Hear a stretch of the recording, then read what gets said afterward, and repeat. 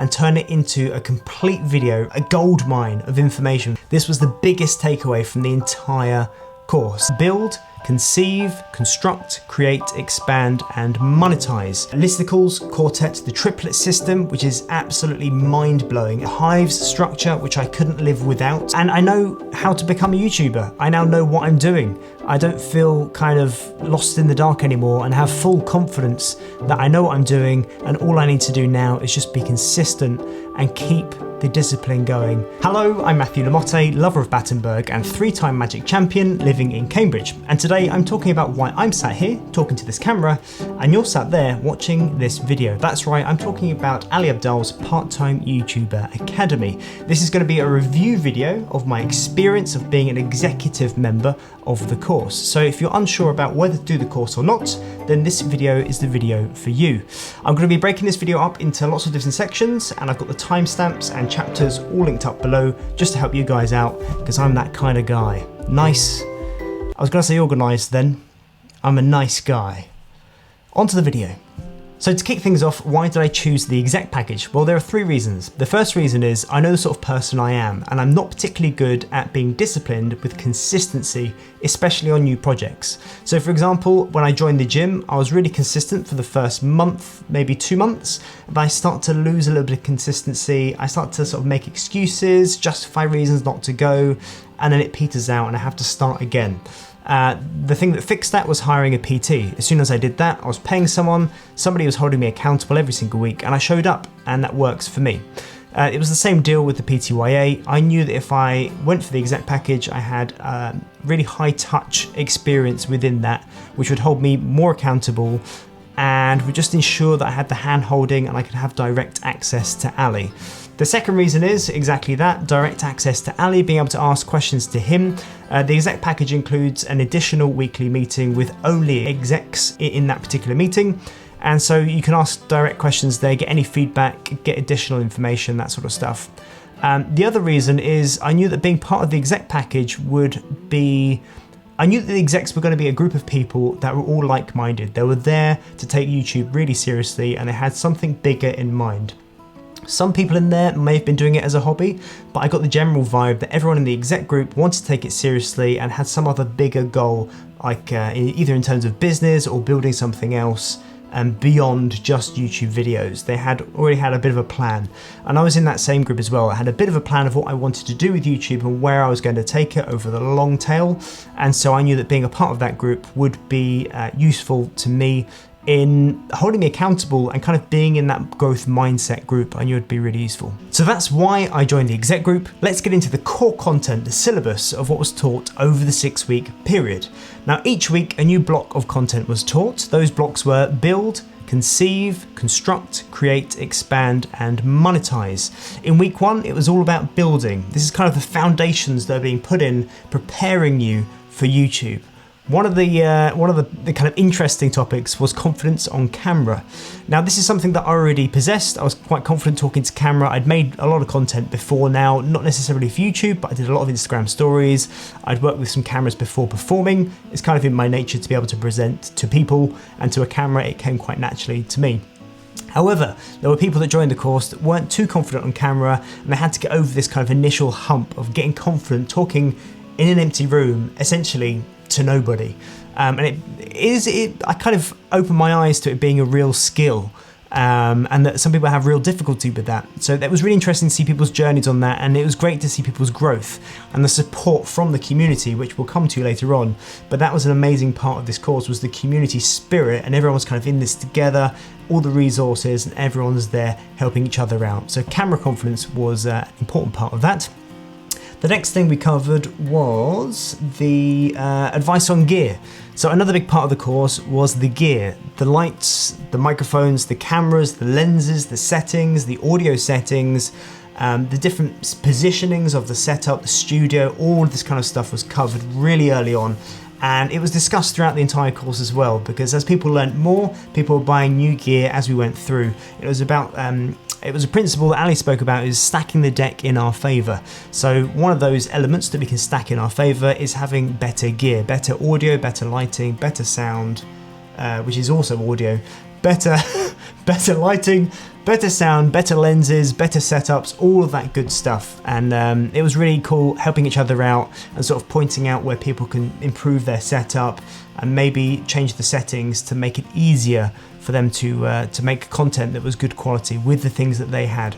Now, there are some people on the course that just had iPhones and they were still making content on the course, and over the period they kind of leveled up by getting a microphone for their camera, getting an extra light, getting a backlight, all these kind of elements. So there were people on there that were just starting with a phone and no camera equipment at all, and there are other people like myself that were on the course with a Sony camera, a half decent light and a half decent lens, and that sort of gave us a bit of an edge. But over the long tail, people that were making content, and this is a running theme throughout the course, as long as you're making content and being consistent with posting, that's the only important thing.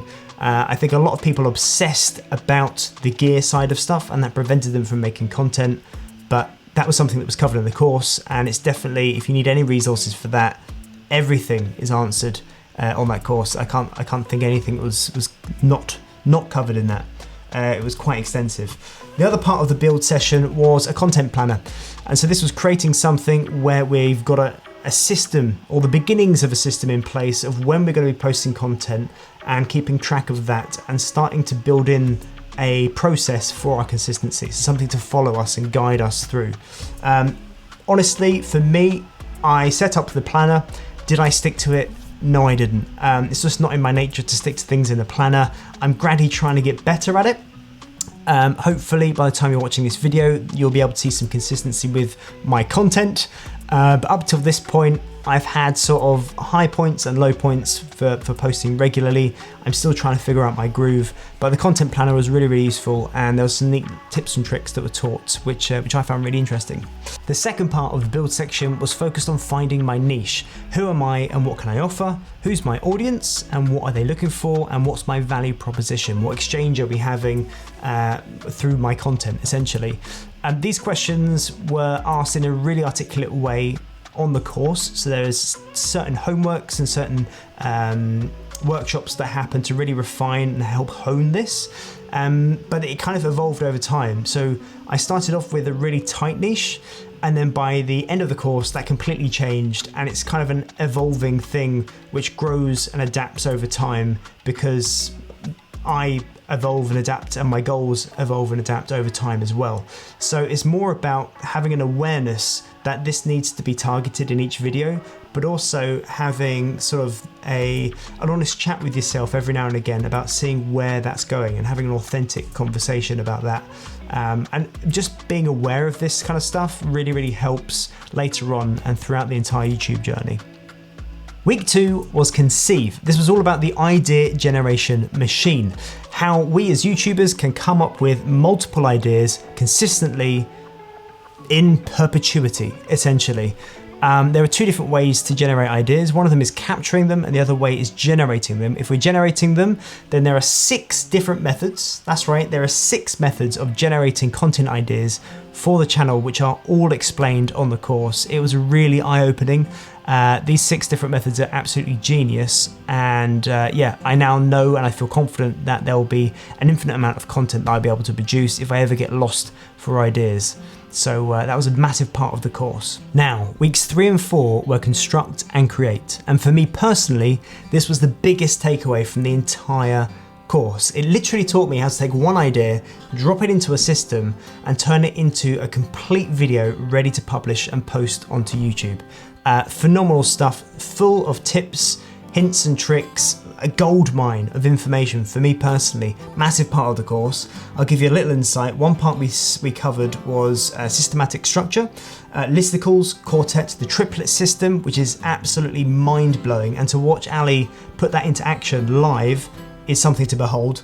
There's the story structure, there's the hives structure, which I couldn't live without. It's now part of my entire system. When I get a new idea, it goes straight into hive structure before I start filming. Absolutely massive. And it also highlighted how every single second counts in a YouTube video, from the very, very first 3 seconds all the way through to the end.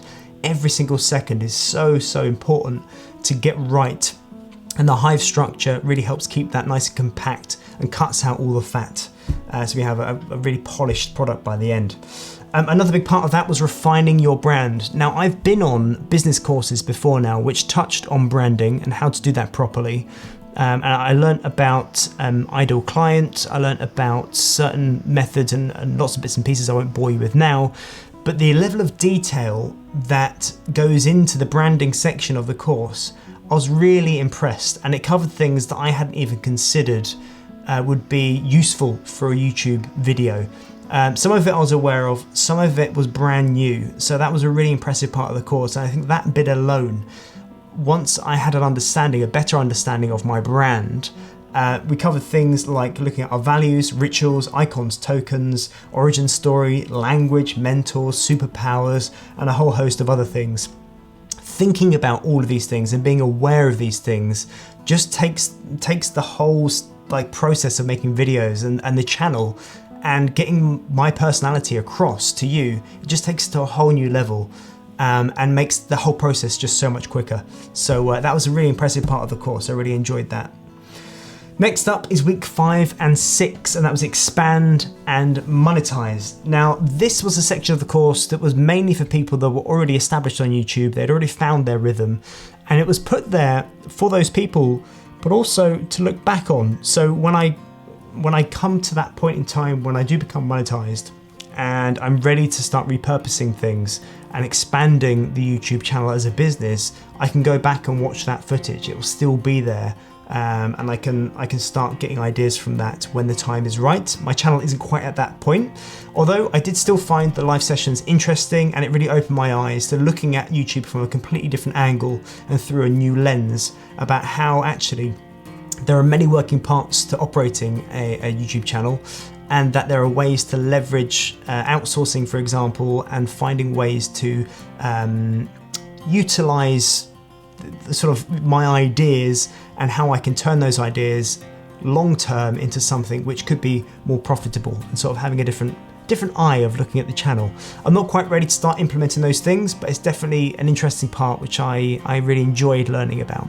So that's the syllabus part of the course. I now want to talk about the accountability, because I knew that this was going to make or break my journey on YouTube, and I was really pleased going in, because the first few live sessions there were lots of breakout rooms and we were encouraged to find an accountability partner.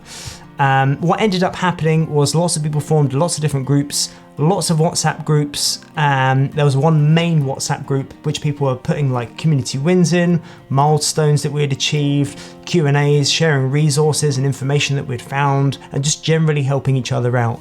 I was a part of a number of lots of different groups over that 6-week period, and it was really great to be a part of that and have that kind of support and level of kind of alignment with other people all in it together trying to achieve the same things. That was really, really huge. Now, being an exec member, I was automatically part of an accountability group because all the exec members had one weekly meeting. So there's 15 to 25 of us that would meet every single Sunday, and that was hosted by Ali and monitored by Angus. And Angus was one of the team members for PTYA. He's been on Ali's journey throughout YouTube from, I think, a couple of 100,000 subs all the way up to now. And I think Ali's on 2.3 million subs. So Angus really understands YouTube and understands how to produce good content, write good content, and how to manage a YouTube channel. And so in those sessions, Angus was also a really valuable asset to have, as well as Ali offering advice on all of the parts of YouTube. So everything was covered between the two. But those sessions sometimes were Q&A sessions, sometimes it was giving feedback on channels, sometimes it was looking at a particular video and asking, what could be tightened up, what could be made to look better. And it was really kind of a deep dive into how Ali and Angus's brains both work and how to kind of look through this new lens at YouTube and to see things that I didn't see before, I didn't understand before, and I just completely missed. I now had this kind of view of, and I was aware of what was happening. So there was an element of the curse of knowledge, because now I know it's there. I want to try and have this perfectionism aspect, but that's by the by. It was really insightful, and that was a huge part of the value of being an exec member, I have to say. That was really cool. And that brings me neatly on to the community. Now, the community as the whole is hosted on a platform called Circle. Circle is just a platform where people can hold different conversations and can post content into. I lived on Circle for the next 6 weeks, and I still dip in and out of Circle now, not so often I have to say, but it's where I lived for those 6 weeks, was on that platform, looking at comments, sharing ideas, looking at what people are up to, and posting my videos every single week into that group and getting feedback. It was a massive part of the course, and the community as a whole was a really unexpected value point, and I think probably one of the most valuable parts of the entire course as a whole was that community. Because starting YouTube, I was kind of thinking, well, I've got to do this on my own, I've got to try and figure everything out, and am I going to be able to keep myself going? Am I going to be able to keep the momentum? Who can I share ideas with? Who can I brainstorm with? Who can I bounce ideas off of? And suddenly there's this community of people that all want to do the same thing I want to do, which is make videos for YouTube and make it at this whole YouTube game. And now I've got 400 people to talk to and brainstorm with. It was absolutely phenomenal. And the culture within that was really positive and really inspiring, just to see all these people going for the same thing. And it was great to be a part of that and encourage other people. And everyone's helping each other out. And I made lots of friends. I still have conversations with people even still now, months on from the course. So the community was a really big part. And I think if you join this, it'll be a really unexpected value point from joining the PTYA as a whole. I think community is the biggest part of the entire experience, for sure. And again, being an exec member, I had additional access to a community which was on Slack, and that was just for exec members, and it also included Ali, Angus, and Liz. It was mainly a place for where people wanted to ask really specific questions and ask for video feedback from the other exec members. I wouldn't say we got any additional information because there was so much that was given out on the course. There's nothing kind of hidden, no secret source stuff. It was more direct feedback from like-minded people. And if I had a really specific question for Ali, Angus, or Liz, then I'd get a response from them pretty quickly. I wouldn't say it was kind of like a hive of activity, but any questions that were put in there were definitely answered relatively quickly. And so that was a useful part of the course. Was it pivotal as part of the exec package? Probably not. I think the weekly calls was a massive part of that, and being a part of the exec group and having that kind of accountability group ready-made of like-minded individuals, that was worth it alone. I think the Slack group was a nice addition. Did I use it a lot? I used it a little bit, but for me personally, it wasn't a massive game changer. Next up is usability and production value. And what I mean by this is, what was my personal experience being on the course, and what was the production value of the overall finished product? Usability wise, I found it difficult to get hold of for the first week because I was new to the platform. So the whole course is hosted on a platform called Circle.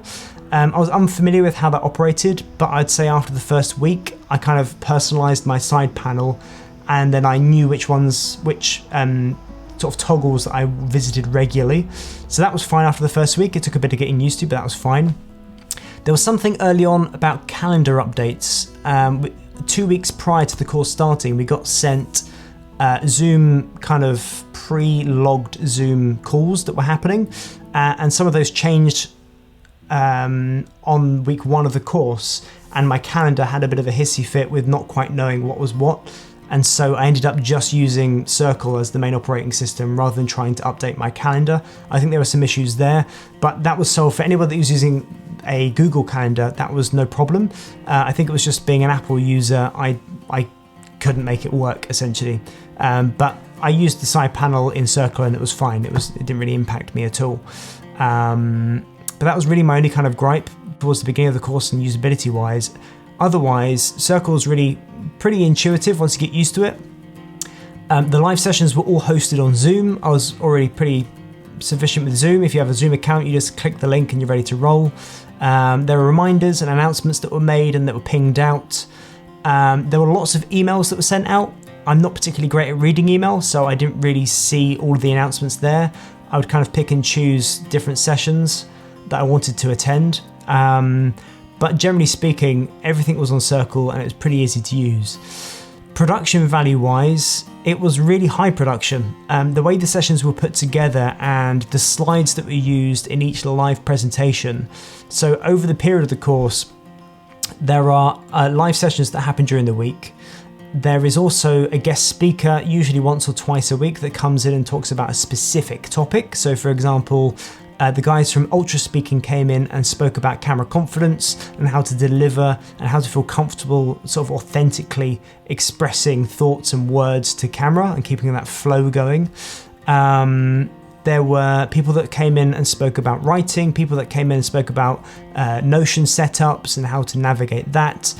All sorts of things were being spoken about on the course. Even to the monetization session was really, really interesting in seeing how somebody had set up a very small group of people and how that's now turned into a really valuable asset, which is turning over 6 figures a year just from having this kind of one community group that they built just off the back of lockdown on a blog. So that was really insightful. And I think the amount of value that was stacked in to every single week was really eye-opening and absolutely mind-blowing. It was really clear to me that Ali and the team wanted people to walk away from this course with as much value as physically possible. It was a really dense course, there was lots going on, but the amount of value that I came away with personally was absolutely massive. And I know that I can go back into Circle and rewatch every single session. So all of the live calls, all of the guest spots, all of the Q&A sessions are all recorded and logged. They're recorded in high definition as well. And so I can go back and watch those anytime. When it comes to the quality of the content on the course, I really think they over-delivered. I didn't anticipate getting that much information and that many golden nuggets throughout the 6 weeks. It was really phenomenal. The guest spots that they had coming on, the additional sessions, the Q&A sessions, all of the encouragement to have breakout rooms and meet other people. Just so many extra things happened and kind of surprises throughout the entire course. It was a real treat to be a part of that. Next up is just a quick word on Ali and the rest of the team. I have to say that I was really impressed with how well Ali presented each live session.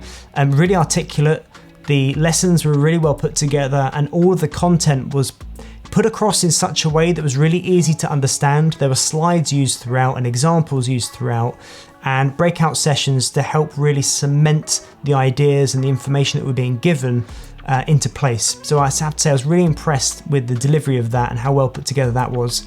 Angus was really good at getting back to messages and comments. He left really detailed video feedback, and anything that went wrong or any support that I needed using Circle or anything like that, he was really quick to respond to any kind of queries and questions there. He was also really good at hosting some of the Q&As and being there to sort of bounce ideas off of Ali and kind of mediate questions and sort of organise all of those things. So that he was a really sort of pivotal part of the whole PTYA experience. And Liz was also a really big part of the PTYA experience because she started her channel in cohort 1. And she was at a point where she was like a few steps ahead of everybody else on the course. So she was going through, and so she was sort of coming out of what we were just going into. She was literally just a few steps ahead of everybody else on the course. And so I think I hit a really good point in cohort 2, being able to sort of step behind someone that was just going through the process and ask the right questions and kind of relate to certain things and problems that she spoke about. And there was one particular fireside chat that she had with Ali, and there was about a 3-minute section where she just articulated exactly what I was going through and how she managed to get out the other end. And it was really motivating to watch that and sort of be validated about how difficult it is keeping up with the YouTube work and all the things that come with that. And just hearing her talk about that really fired me up to just keep on going with it. And so yeah, another massive part of my PTYA experience for sure. So how has PTYA changed my life? Well, if we're just looking at the channel and the metrics, I started PTYA with just 142 subscribers. Today I'm at 1,970 subscribers, which is absolutely massive. When I started the course, my view count for the entire lifetime of the channel, bearing in mind I've been on here for a number of years already, was 44,000 views. In just a few months, I've managed to almost double that to 76,000 views over the lifetime of the channel, which is absolutely massive for me. Beyond that, the quality of the content has leveled up massively. I can't even how to use the camera properly, selecting the right lenses, getting the audio, the lighting right, the setup, certain elements within the setup, making sure everything looks good, is well framed, making sure that I'm in focus. All of these different elements are taught throughout the course, and I think my production value from last year, if you look at any video from last year or 2 years ago, check out the production value, and it's gone up hugely. So production value's gone up, the metrics have gone up. Since the course, I've also released a Skillshare course, which you can check out. I filmed and produced that because I was inspired to from this course, the monetization part. So yeah, that's now gone live. So that's changed. That's now bringing me an income every single month, which is amazing. And I know how to become a YouTuber. I now know what I'm doing. I don't feel kind of lost in the dark anymore, and have full confidence that I know what I'm doing, and all I need to do now is just be consistent and keep the discipline going. And I've got the community here to support me. But most importantly, I've gained a whole host of new friends, new insights, and I've gained an entirely new perspective of how YouTube operates and how I can actually turn this whole YouTube thing into something much, much bigger than myself. So, in conclusion, would I recommend becoming an executive member for the Part-Time YouTube Academy? My answer is yes, I absolutely would. I knew that I'd benefit from the additional accountability. I knew that I'd want the additional hand-holding and direct feedback, which I definitely got. It was definitely delivered on. I had direct access to Ali, Angus and Liz. The response times were really fast for me.